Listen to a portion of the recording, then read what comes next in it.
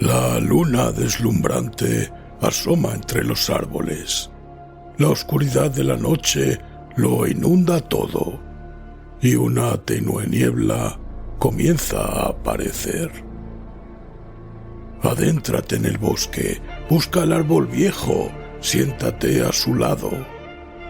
Ponte cómodo, cierra los ojos y escucha la historia que traen hasta ti las criaturas de la noche. Bienvenidos. Estos son los cuentos del bosque oscuro.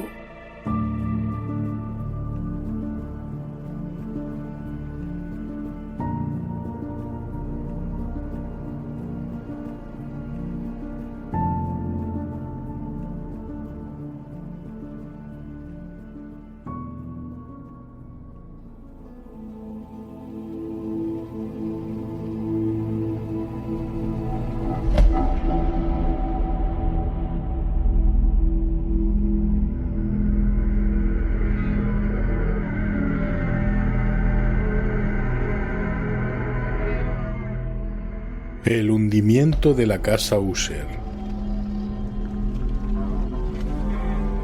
de Edgar Allan Poe.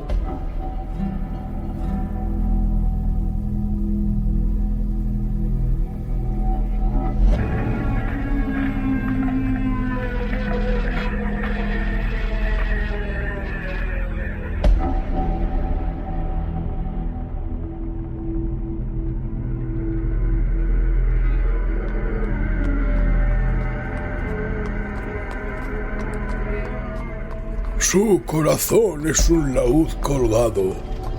No bien lo tocan, resuena. De Beranger.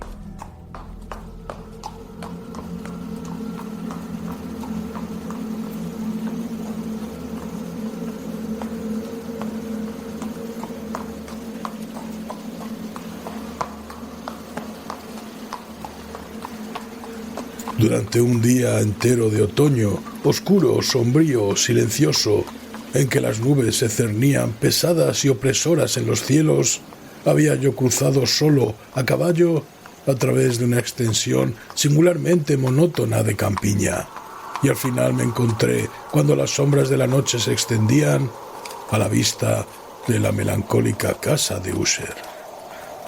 No sé cómo sucedió, pero a la primera ojeada sobre el edificio, una sensación de insufrible tristeza penetró en mi espíritu. Digo insufrible, pues aquel sentimiento no estaba mitigado por esa emoción semiagradable, por ser poético, con que acoge en general el ánimo hasta la severidad de las naturales imágenes de la desolación o del terror. Contemplaba yo la escena ante mí, la simple casa, el simple paisaje característico de la posesión, los helados muros, las ventanas parecidas a ojos vacíos, algunos juncos alineados y unos cuantos troncos blancos y enfermizos, con una completa depresión de alma que no puede compararse apropiadamente entre las sensaciones terrestres más que con ese ensueño posterior del opiómano, con esa amarga vuelta a la vida diaria, a la atroz caída del velo. Era una sensación glacial, un abatimiento, una náusea en el corazón, una irremediable tristeza de pensamiento que ningún estímulo de la imaginación podía impulsar a lo sublime. ¿Qué era aquello? Me detuve a pensarlo. ¿Qué era aquello que me desalentaba así al contemplar la casa de User? Era un misterio de todo punto insoluble. No podía luchar contra las sombrías visiones que se amontonaban sobre mí mientras reflexionaba en ello. Me vi forzado a recurrir a la conclusión insatisfactoria de que existen, sin lugar a dudas, combinaciones de objetos naturales muy simples que tienen el poder de afectarnos de este modo, aunque el análisis de ese poder se base sobre consideraciones en que perderíamos pie. Es posible, pensé, que una simple diferencia en la disposición de los detalles de la decoración, de los pormenores del cuadro, sea suficiente para modificar, para aniquilar quizá esa capacidad de impresión dolorosa. Obrando conforme a esa idea, guié mi caballo hacia la orilla escarpada de un negro y lúgubre estanque que se extendía con tranquilo brillo ante la casa, y miré con fijeza hacia abajo, pero con un estremecimiento más aterrador aún que antes, las imágenes recompuestas e invertidas de los juncos grisáceos, de los lívidos troncos y de las ventanas parecidas a ojos vacíos. Sin embargo, en aquella mansión lóbrega me proponía residir unas semanas. Su propietario, Roderick Usher, fue uno de mis joviales compañeros de infancia, pero habían transcurrido muchos años desde nuestro último encuentro. Una carta, empero, había llegado recientemente a una alejada parte de la comarca, una carta de él, cuyo carácter de vehemente apremio no admitía otra respuesta que mi presencia. La letra mostraba una evidente agitación nerviosa. El autor de la carta me hablaba de una dolencia física aguda, de un trastorno mental que le oprimía, y de un ardiente deseo de verme como a su mejor y en realidad su único amigo, pensando hallar en el gozo de mi compañía algún alivio a su mal. Era la manera como decía todas estas cosas y muchas más, era la forma suplicante de abrirme su pecho, lo que no me permitía vacilación, y por tanto obedecí desde luego lo que consideraba yo, pese a todo, como un requerimiento muy extraño. Aunque de niños hubiéramos sido camaradas íntimos, bien mirados sabía yo muy poco de mi amigo. Su reserva fue siempre excesiva y habitual. Sabía, no obstante, que pertenecía a una familia muy antañona, que se había distinguido desde tiempo inmemorial por una peculiar sensibilidad de temperamento desplegada a través de los siglos en muchas obras de un arte elevado y que se manifestaba desde antiguo en actos repetidos de una generosa aunque recatada caridad, así como por una apasionada devoción a las dificultades, quizá más bien que a las bellezas ortodoxas y sin esfuerzo reconocibles de la ciencia musical. Tuve también noticia del hecho muy notable de que del tronco de la estirpe de los Usher, por gloriosamente antiguo que fuese, no había brotado nunca en ninguna época rama duradera. En otras palabras, que la familia entera se había perpetuado siempre en línea directa, salvo muy insignificantes y pasajeras excepciones.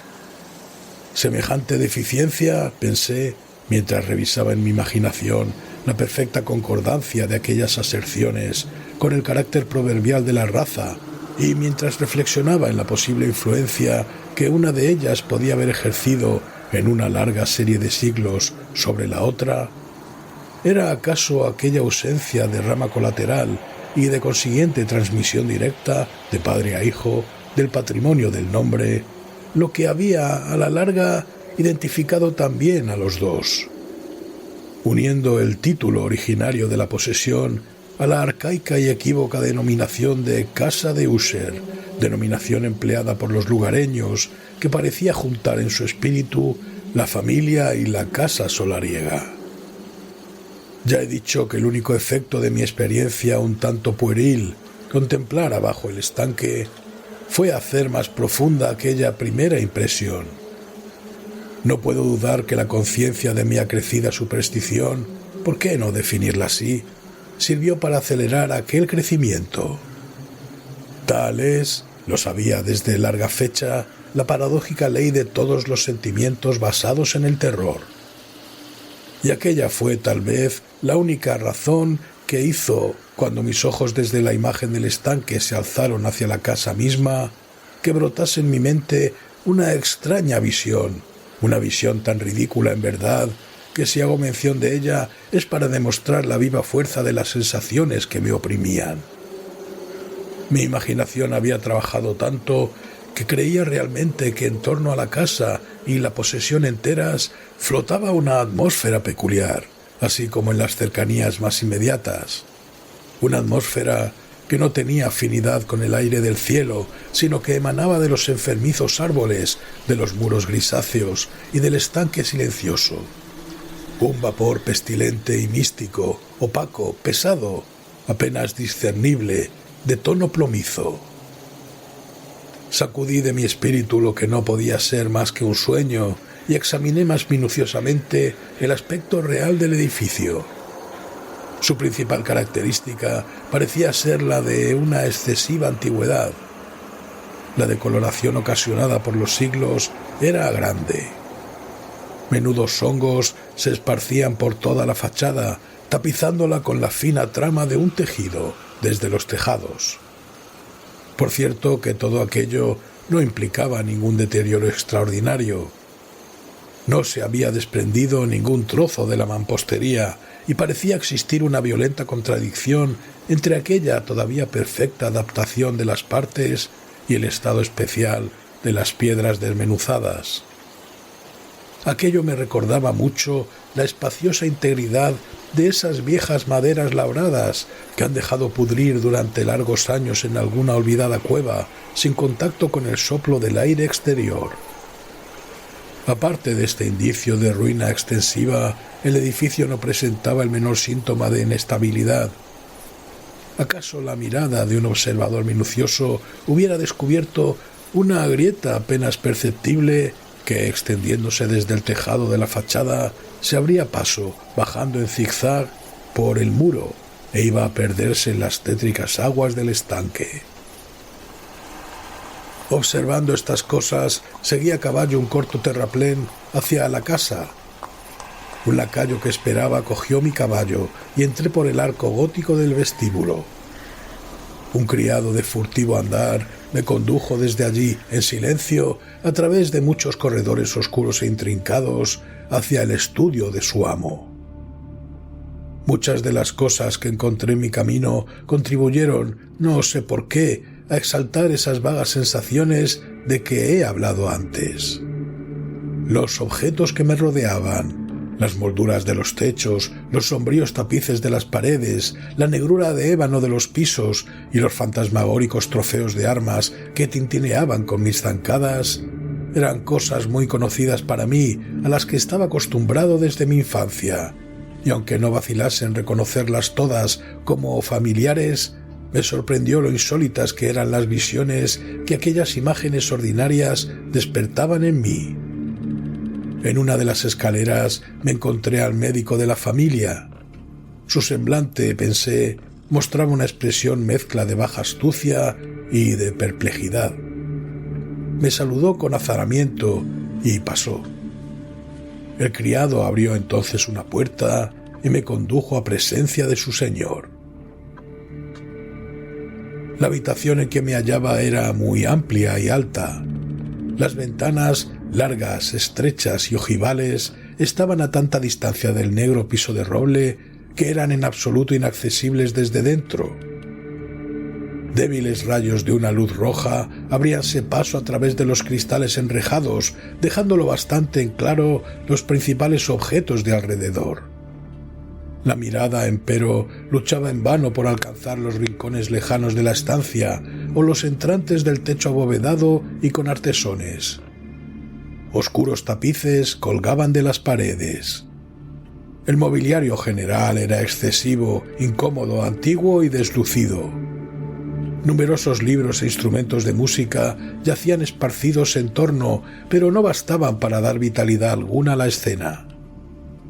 Sentía yo que respiraba una atmósfera penosa. Un aire de severa, profunda e irremisible melancolía se cernía y lo penetraba todo. A mi entrada, User se levantó de un sofá sobre el cual estaba tendido por completo y me saludó con una calurosa viveza que se asemejaba mucho, tal vez fue mi primer pensamiento, a una exagerada cordialidad, al obligado esfuerzo de un hombre de mundo hastiado. Con todo, la ojeada que lancé sobre su cara me convenció de su perfecta sinceridad. Nos sentamos y durante unos momentos, mientras él callaba, le miré con un sentimiento mitad de piedad y mitad de pavor. De seguro, jamás hombre alguno había cambiado de tan terrible modo y en tan breve tiempo como Roderick User. A duras penas podía yo mismo persuadirme a admitir la identidad del que estaba frente a mí con el compañero de mis primeros años. Aún así, el carácter de su fisonomía había sido siempre notable. Un cutis cadavérico, unos ojos grandes, líquidos y luminosos sobre toda comparación.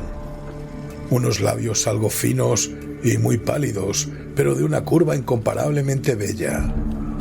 Una nariz de un delicado tipo hebraico, pero de una anchura desacostumbrada en semejante forma. Una barbilla moldeada con finura, en la que la falta de prominencia revelaba una falta de energía.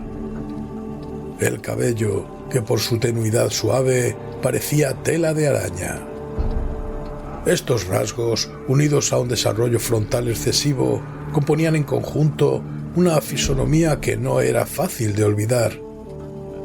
Y al presente, en una simple exageración del carácter predominante de aquellas facciones y en la expresión que mostraban, se notaba un cambio tal que dudaba yo del hombre a quien hablaba. La espectral palidez de la piel y el brillo ahora milagroso de los ojos me sobrecogían sobre toda ponderación y hasta me aterraban.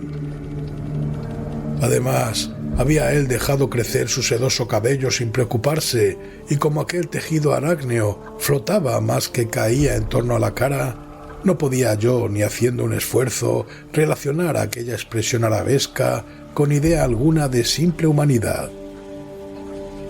Me chocó lo primero cierta incoherencia, una contradicción en las maneras de mi amigo, y pronto descubrí que aquello procedía de una serie de pequeños y futiles esfuerzos por vencer un azaramiento habitual, una excesiva agitación nerviosa. Estaba ya preparado para algo de ese género, no solo por su carta, sino por los recuerdos de ciertos rasgos de su infancia y por las conclusiones deducidas de su peculiar conformación física y de su temperamento. Sus actos eran tan pronto vivos como indolentes. Su voz variaba rápidamente de una indecisión trémula, cuando su ardor parecía caer en completa inacción, a esa especie de concisión enérgica, a esa enunciación abrupta, pesada, lenta, una enunciación hueca, a ese habla gutural, plúmbea, muy bien modulada y equilibrada, que puede observarse en el borracho perdido o en el incorregible comedor de opio durante los períodos de su más intensa excitación. Así pues, habló del objeto de mi visita, de su ardiente deseo de verme y de la alegría que esperaba de mí. Se extendió bastante rato sobre lo que pensaba acerca del carácter de su dolencia. Era, dijo, un mal constitucional, de familia, para el cual desesperaba de encontrar un remedio. Una simple afección nerviosa, añadió acto seguido, que sin duda desaparecería pronto. Se manifestaba en una multitud de sensaciones extranaturales. Algunas, mientras me las detallaba, me interesaron y confundieron, aunque quizá los términos y gestos de su relato influyeron bastante en ello. Sufría él mucho de una agudeza morbosa de los sentidos.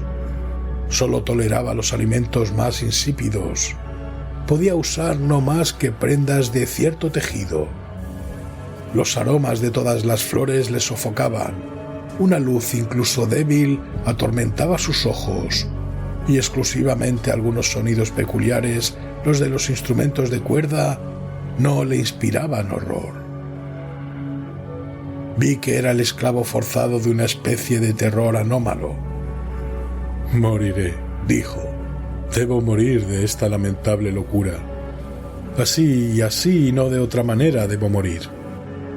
Temo los acontecimientos futuros, no en sí mismos, sino en sus consecuencias. Tiembla al pensamiento de cualquier cosa, del más trivial incidente que pueden actuar sobre esta intolerable agitación de mi alma.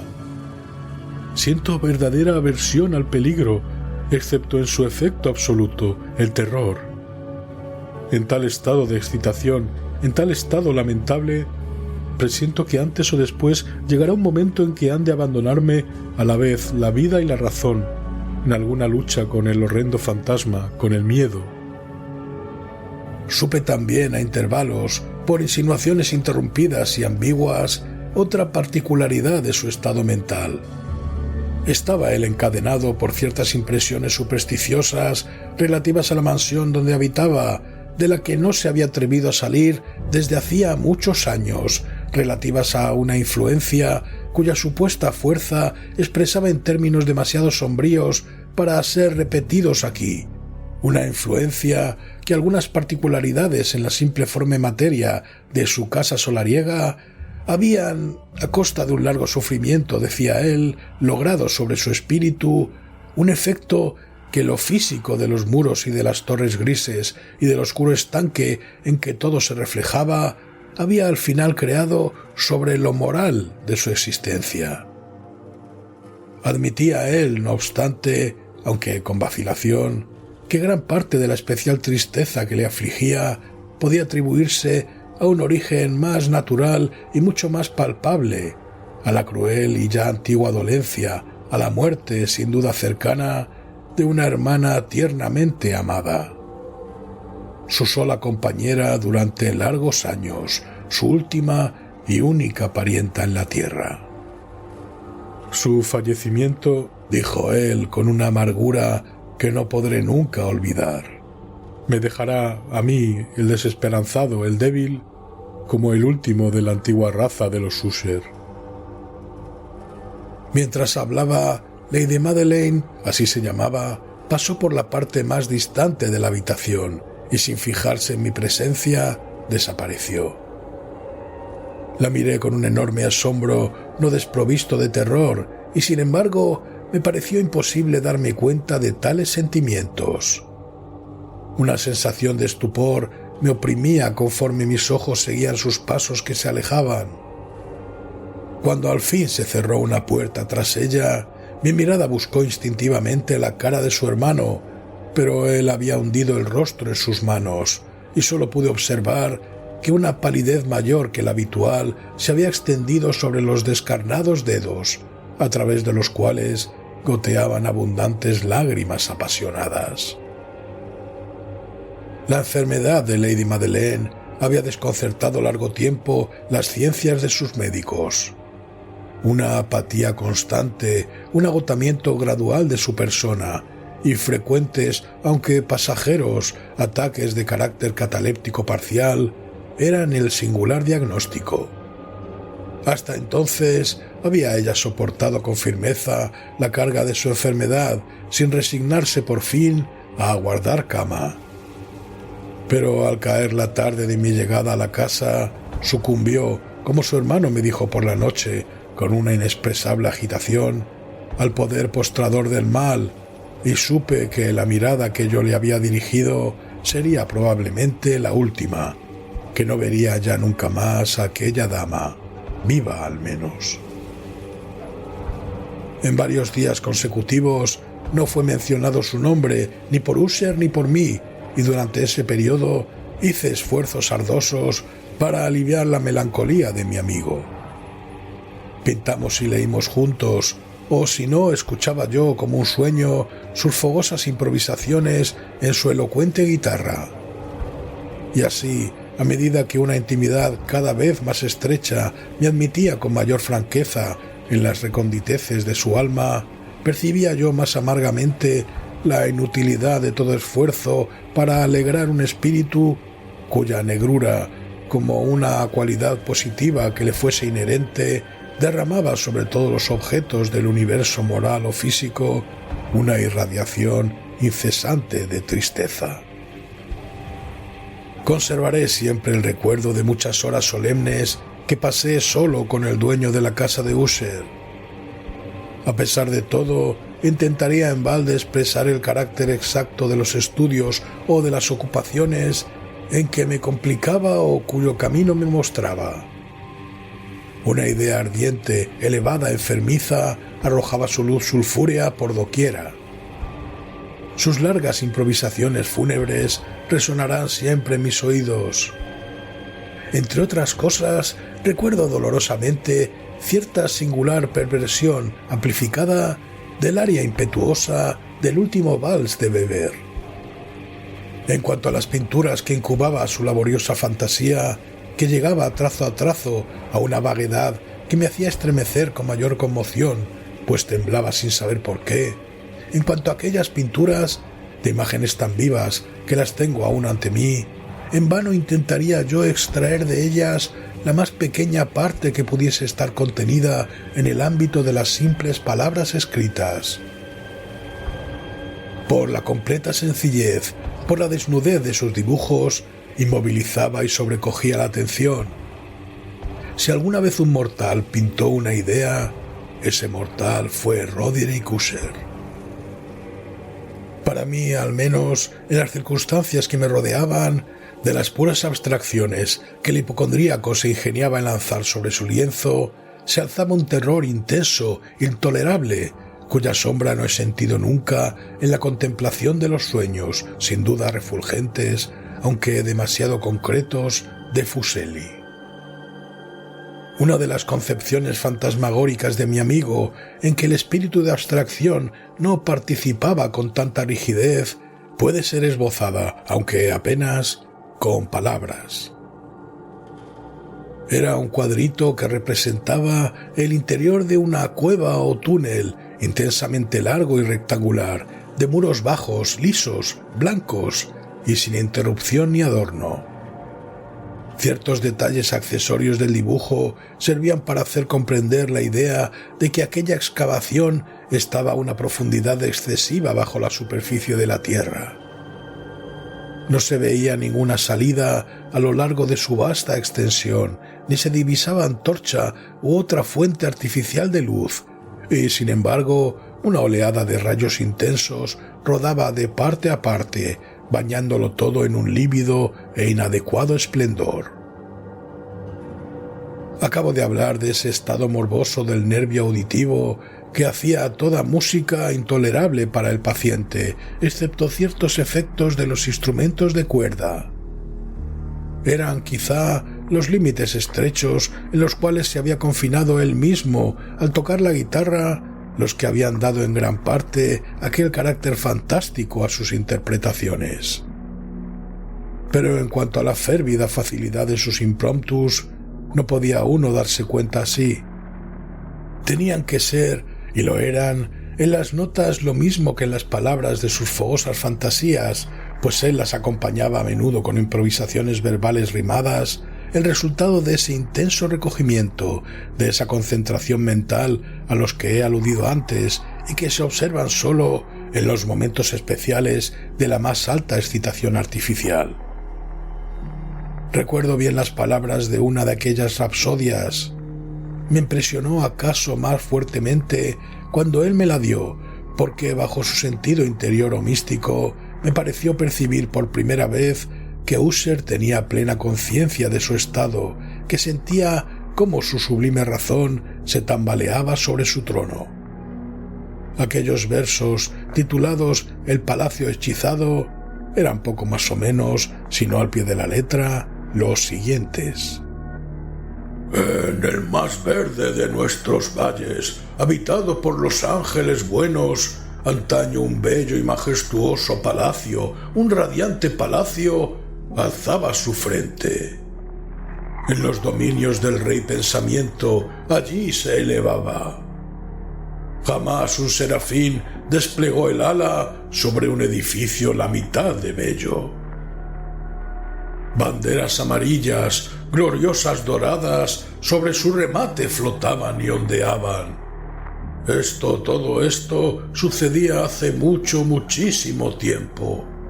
Y a cada suave brisa que retozaba en aquellos gratos días, a lo largo de los muros pálidos y empenachados, se elevaba un aroma alado. Los que vagaban por ese alegre valle a través de dos ventanas iluminadas veían espíritus moviéndose musicalmente a los sones de un laúd bien templado en torno a un trono donde, sentado Porfirogénito, con un Fausto digno de su gloria, aparecía el señor del reino. Y refulgente de perlas y rubíes era la puerta del bello palacio, por la que salía oleadas y centelleaba sin cesar una turba de ecos cuya grata misión era sólo cantar, con voces de magnífica belleza, el talento y el saber de su rey. Pero seres malvados, con ropajes de luto, asaltaron la elevada posición del monarca. Ah, lloremos, pues nunca el alba despuntará sobre él el desolado.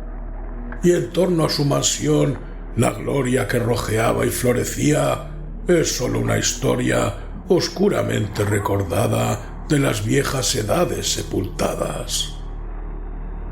Y ahora los viajeros en ese valle, a través de las ventanas rojizas, ven amplias formas moviéndose fantásticamente en una desacorde melodía. Mientras, cual un rápido y horrible río, a través de la pálida puerta, una horrenda turba se precipita eternamente, riendo, mas sin sonreír nunca más. Recuerdo muy bien que las sugestiones suscitadas por esta balada nos sumieron en una serie de pensamientos en la que se manifestó una opinión de Husserl que menciono aquí, no tanto en razón de su novedad, pues otros hombres han pensado lo mismo, sino a causa de la tenacidad con que él la mantuvo. Esta opinión, en su forma general, era la de la sensibilidad de todos los seres vegetales. Pero en su trastornada imaginación, la idea había asumido un carácter más atrevido aún e invadía, bajo ciertas condiciones, el reino inorgánico. Me faltan palabras para expresar toda la extensión o el serio abandono de su convencimiento. Esta creencia, empero, se relacionaba, como ya antes he sugerido, con las piedras grises de la mansión de sus antepasados. Aquí las condiciones de la sensibilidad estaban cumplidas, según él imaginaba, por el método de colocación de aquellas piedras, por su disposición, así como por los numerosos hongos que las cubrían y los árboles enfermizos que se alzaban alrededor, pero sobre todo por la inmutabilidad de aquella disposición y por su desdoblamiento en las quietas aguas del estanque. La prueba de aquella sensibilidad estaba, decía él, y yo le oí hablar sobresaltado, en la gradual pero evidente condensación por encima de las aguas y alrededor de los muros de una atmósfera que les era propia. El resultado se descubría, añadía él, en aquella influencia muda, aunque importuna y terrible, que desde hacía siglos había moldeado los destinos de su familia y que le hacía a él tal como le veía yo ahora, tal como era. Semejantes opiniones no necesitan comentarios y no los haré. Nuestros libros, los libros que desde hacía años formaban una parte no pequeña de la existencia espiritual del enfermo, estaban, como puede suponerse, de estricto acuerdo con aquel carácter fantasmal. Estudiábamos minuciosamente obras como el Berbert el Chartreuse de Gresset, el Belfegor de Maquiavelo, el cielo y el infierno de Swedenborg, el viaje subterráneo de Nicolas Klim de Holberg, la quiromancia de Roberto Flod, de Jean d'Indaginé y de La Chambre, el viaje por el espacio azul de Tieck y la ciudad del sol de Campanella. Uno de sus volúmenes favoritos era una pequeña edición in octavo del Directorium Inquisitorum por el dominico Aymeric de Gironnet. Y había pasajes en Pomponius Mela acerca de los antiguos sátiros africanos o egipanes sobre los cuales Husserl soñaba durante horas enteras. Su principal delicia, con todo, la encontraba en la lectura atenta de un raro y curioso libro gótico incuarto, el manual de una iglesia olvidada, Las Vigilia Mortuorum Secundum Corum Ecclesiae Maguntinae. Pensaba a mi pesar en el extraño ritual de aquel libro y en su probable influencia sobre el hipocondríaco, cuando una noche, habiéndome informado bruscamente de que Lady Madeleine ya no existía, anunció su intención de conservar el cuerpo durante una quincena antes de su enterramiento final, en una de las numerosas criptas situadas bajo los gruesos muros del edificio. La razón profana que daba sobre aquella singular manera de proceder era de esas que no me sentía yo con libertad para discutir. Como hermano, había adoptado aquella resolución, me dijo él, en consideración al carácter insólito de la enfermedad de la difunta, a cierta curiosidad importuna e indiscreta por parte de los hombres de ciencia y a la alejada y expuesta situación del panteón familiar. Confieso que cuando recordé el siniestro semblante del hombre con quien me había encontrado en la escalera el día de mi llegada a la casa, no sentí deseos de oponerme a lo que consideraba todo lo más como una precaución inocente, pero muy natural. A ruegos de Usher, le ayudé personalmente en los preparativos de aquel entierro temporal. Pusimos el cuerpo en el féretro y entre los dos lo transportamos a su lugar de reposo. La cripta en la que lo dejamos, y que estaba cerrada hacía tanto tiempo que nuestras antorchas, semiacabadas en aquella atmósfera sofocante, no nos permitían ninguna investigación, era pequeña, húmeda y no dejaba penetrar la luz. Estaba situada a una gran profundidad, justo debajo de aquella parte de la casa donde se encontraba mi dormitorio. Había sido utilizada, al parecer, en los lejanos tiempos feudales como mazmorra y en días posteriores como depósito de pólvora o de alguna otra materia inflamable, pues una parte del suelo y todo el interior de una larga bóveda que cruzamos para llegar hasta allí estaban cuidadosamente revestidos de cobre. La puerta, de hierro macizo, estaba también protegida de igual modo. Cuando aquel inmenso peso giraba sobre sus goznes, producía un ruido singular, agudo y chirriante. Depositamos nuestro lúgubre fardo sobre unos soportes en aquella región de horror, apartamos un poco la tapa del féretro, que no estaba aún atornillada, y miramos la cara del cadáver. Un parecido chocante entre el hermano y la hermana atrajo enseguida mi atención, y Usher, adivinando tal vez mis pensamientos, murmuró unas palabras por las cuales supe que la difunta y él eran gemelos y que habían existido siempre entre ellos unas simpatías de naturaleza casi inexplicables. Nuestras miradas, entretanto, no permanecieron fijas mucho tiempo sobre la muerta, pues no podíamos contemplarla sin espanto. El mal que había llevado a la tumba a Lady Madeleine en la plenitud de su juventud había dejado, como suele suceder en las enfermedades de carácter estrictamente cataléptico, la burla de una débil coloración sobre el seno y el rostro, y en los labios esa sonrisa equívoca y morosa que es tan terrible en la muerte. Volvimos a colocar y atornillamos la tapa, y después de haber asegurado la puerta de hierro, emprendimos de nuevo nuestro camino hacia las habitaciones superiores de la casa, que no eran menos tristes. Y entonces, después de un lapso de varios días de amarga pena, tuvo lugar un cambio visible en los síntomas de la enfermedad mental de mi amigo. Sus maneras corrientes desaparecieron. Sus ocupaciones ordinarias eran descuidadas u olvidadas. Vagaba de estancia en estancia con un paso precipitado, desigual y sin objeto. La palidez de su fisonomía había adquirido, si es posible, un color más lívido, pero la luminosidad de sus ojos había desaparecido por completo. No oía ya aquel tono de voz áspero que tenía antes en ocasiones, y un temblor que se hubiera dicho causado por un terror sumo caracterizaba de ordinario su habla. Me ocurría a veces, en realidad, pensar que su mente, agitada sin tregua, estaba torturada por algún secreto opresor cuya divulgación no tenía el valor para efectuar. Otras veces me veía yo obligado a pensar, en suma, que se trataba de rarezas inexplicables de la demencia, pues le veía mirando al vacío durante largas horas en una actitud de profunda atención, como si escuchase un ruido imaginario.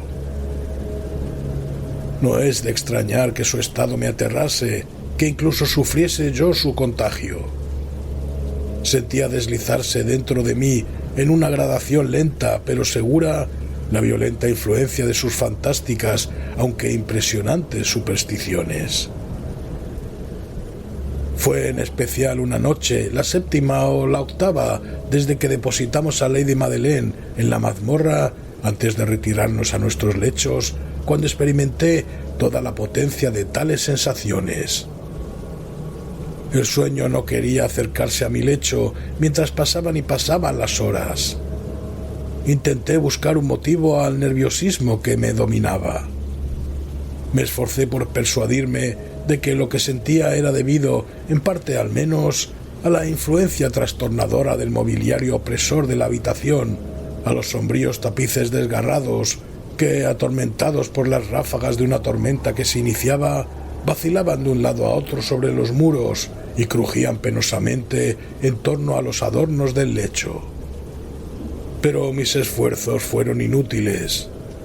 Un irreprimible temblor invadió poco a poco mi ánimo, y a la larga una verdadera pesadilla vino a apoderarse por completo de mi corazón. Respiré con violencia, hice un esfuerzo, logré sacudirla e, incorporándome sobre las almohadas y clavando una ardiente mirada en la densa oscuridad de la habitación, presté oído, no sabría decir por qué me impulsó una fuerza instintiva, a ciertos ruidos vagos, apagados e indefinidos que llegaban hasta mí a través de las pausas de la tormenta. Dominado por una intensa sensación de horror, inexplicable e insufrible, me vestí deprisa, pues sentía que no iba a serme posible dormir en toda la noche, y procuré, andando a grandes pasos por la habitación, salir del estado lamentable en que estaba sumido. Apenas había dado así unas vueltas cuando un paso ligero por la escalera cercana atrajo mi atención. Reconocí muy pronto que era el paso de Usher. Un instante después llamó suavemente en mi puerta y entró llevando una lámpara. Su cara era, como de costumbre, de una palidez cadavérica, pero había además en sus ojos una especie de loca hilaridad y en todo su porte una histeria evidentemente contenida. Su aspecto me aterró, pero todo era preferible a la soledad que había yo soportado tanto tiempo, y acogí su presencia como un alivio. ¿Y usted no ha visto esto?, dijo él bruscamente, después de permanecer algunos momentos en silencio mirándome. ¿No ha visto usted esto? Pues espere, lo verá. Mientras hablaba así, y habiendo resguardado cuidadosamente su lámpara, se precipitó hacia una de las ventanas y la abrió de par en par a la tormenta. La impetuosa furia de la ráfaga nos levantó casi del suelo. Era en verdad una noche tempestuosa, pero espantosamente bella, de una rareza singular en su terror y en su belleza. Un remolino había concentrado su fuerza en nuestra proximidad, pues había cambios frecuentes y violentos en la dirección del viento y una excesiva densidad de las nubes, tan bajas que pasaban sobre las tordillas de la casa, no nos impedía apreciar la viva velocidad con la cual acudían unas contra otras desde todos los puntos, en vez de perderse a distancia. Digo que su excesiva densidad no los impedía percibir aquello, y aún así no divisábamos ni la luna ni las estrellas, ni relámpago alguno proyectaba su resplandor. Pero las superficies interiores de aquellas vastas masas de agitado vapor, lo mismo que todos los objetos terrestres muy cerca alrededor nuestro, reflejaban la claridad sobrenatural de una emanación gaseosa que se cernía sobre la casa y la envolvía en una mortaja luminosa y bien visible. «No debe usted, no contemplará usted esto», dije temblando a Usher, y le llevé con suave violencia desde la ventana a una silla.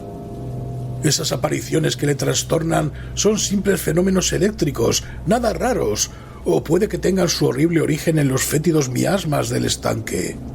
Cerremos esta ventana, el aire es helado y peligroso para su organismo. Aquí tiene usted una de sus novelas favoritas.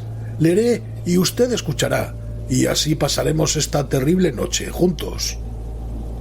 El antiguo volumen que había yo cogido era el Mad Trist de Sir Launcelot Canning, pero lo había llamado el libro favorito de Ussher por triste chanza, pues en verdad, con su tosca y pobre prolijidad, poco atractivo podía ofrecer para la elevada y espiritual idealidad de mi amigo.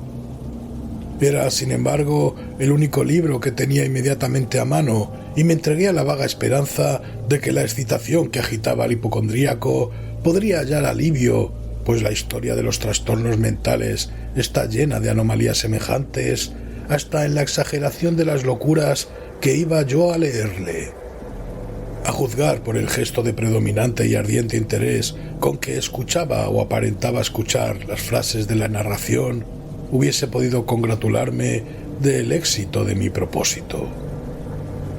Había llegado a esa parte tan conocida de la historia en que Etereldo, el héroe del Trist, habiendo intentado en vano penetrar pacíficamente en la morada del ermitaño, se decide a entrar por la fuerza.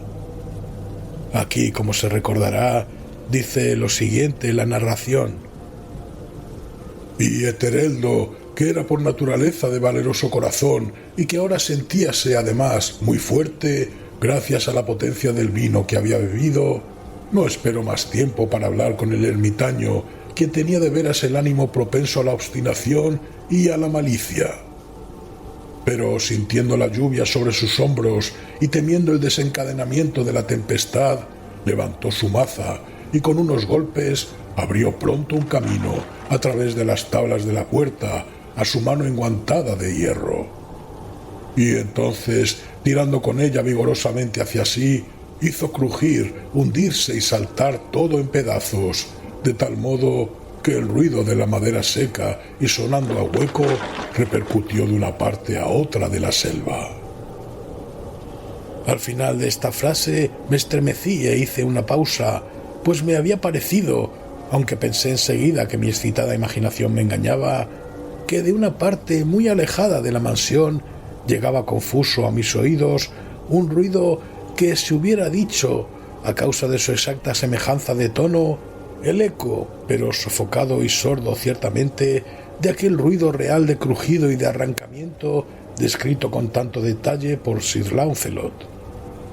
Era, sin duda, la única coincidencia lo que había atraído tan solo mi atención, pues entre el golpeteo de las hojas de las ventanas y los ruidos mezclados de la tempestad creciente, el sonido en sí mismo no tenía, de seguro, nada que pudiera intrigarme o perturbarme. Continué la narración. Pero el buen campeón Etereldo, franqueando entonces la puerta, se sintió dolorosamente furioso y asombrado al no percibir rastro alguno del malicioso ermitaño, sino en su lugar un dragón de una apariencia fenomenal y escamosa, con una lengua de fuego, y que estaba de centinela ante un palacio de oro con el suelo de plata, y sobre el muro aparecía colgado un escudo brillante de bronce con esta leyenda encima: el que entre aquí vencedor será, el que mate al dragón el escudo ganará. Etereldo levantó su maza y golpeó sobre la cabeza del dragón, que cayó ante él y exhaló su aliento pestilente con un ruido tan horrendo, áspero y penetrante a la vez, que Etereldo tuvo que taparse los oídos con las manos para resistir aquel terrible estruendo como no lo había él oído nunca antes. Aquí hice de súbito una nueva pausa, y ahora con una sensación de violento asombro, pues no cabía duda de que había yo oído esta vez, érame imposible decir en qué dirección venía, un ruido débil y como lejano, pero áspero, prolongado, singularmente agudo y chirriante, la contrapartida exacta del rito sobrenatural del dragón descrito por el novelista y tal cual mi imaginación se lo había ya figurado. Oprimido como lo estaba, sin duda, por aquella segunda y muy extraordinaria coincidencia, por mil sensaciones contradictorias, entre las cuales predominaban un asombro y un terror extremos, conservé, empero, la suficiente presencia de ánimo para tener cuidado de no excitar con una observación cualquiera la sensibilidad nerviosa de mi compañero.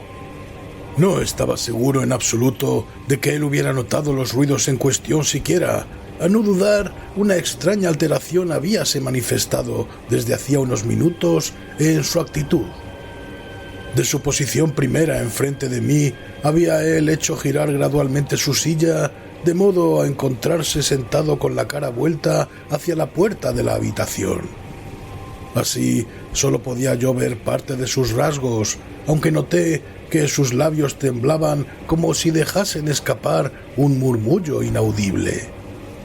Su cabeza estaba caída sobre su pecho y, no obstante, yo sabía que no estaba dormido, pues el ojo que entreveía de perfil permanecía abierto y fijo.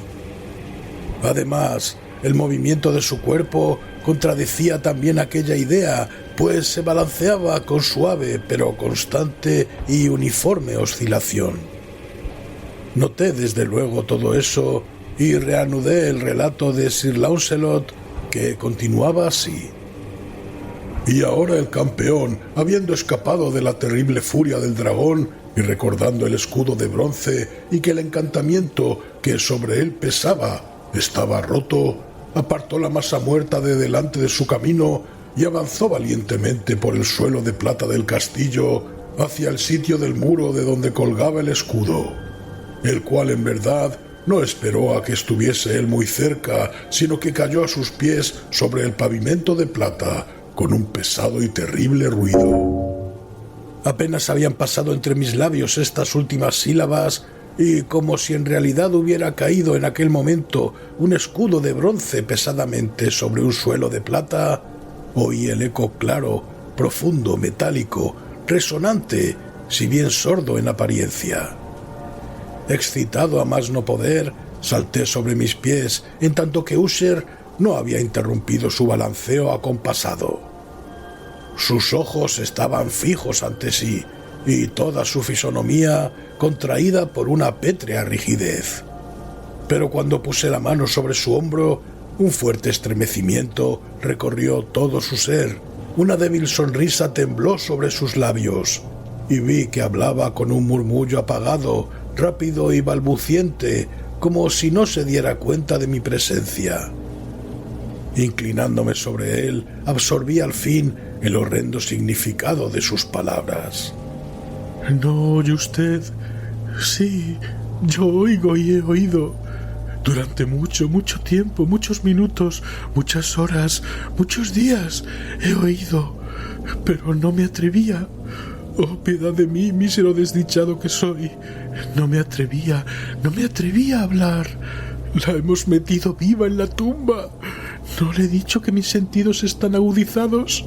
Le digo ahora que he oído sus primeros débiles movimientos dentro del ataúd.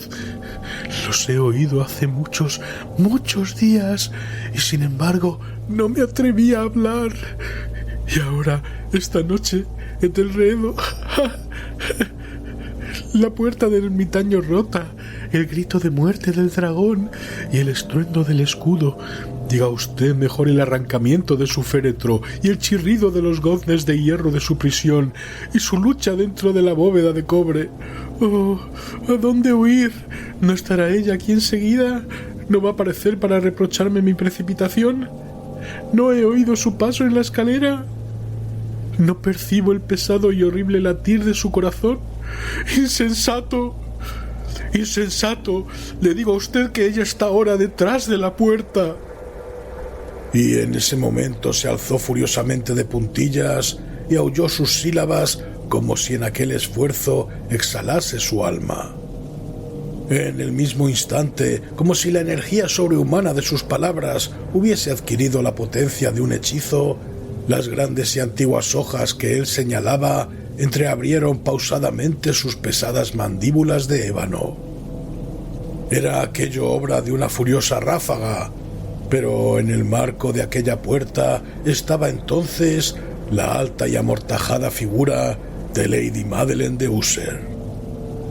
Había sangre sobre su blanco ropaje y toda su demacrada persona mostraba las señales evidentes de una enconada lucha.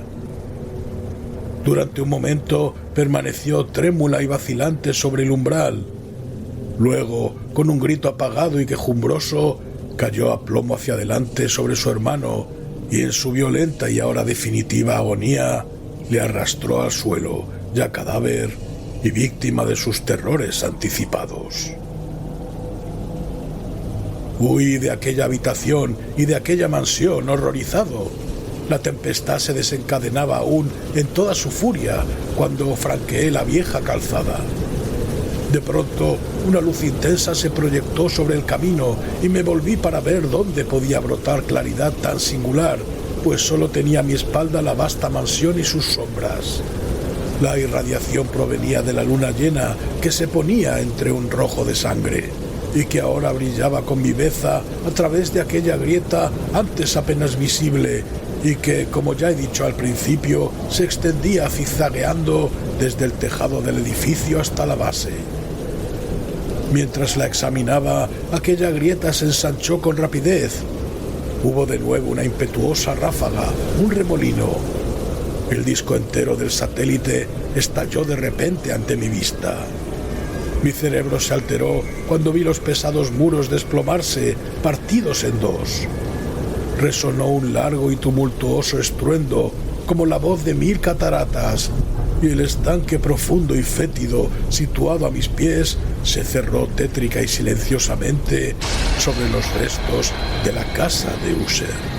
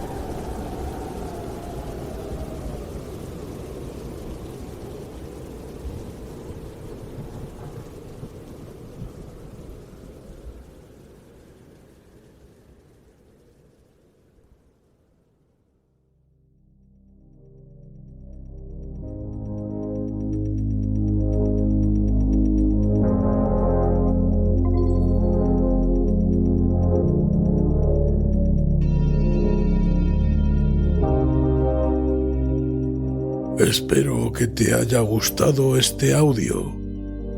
Si ha sido así, ahora es un buen momento para que nos regales un me gusta. Es el único premio que obtenemos y lo que nos ayuda a seguir produciendo más audios como este.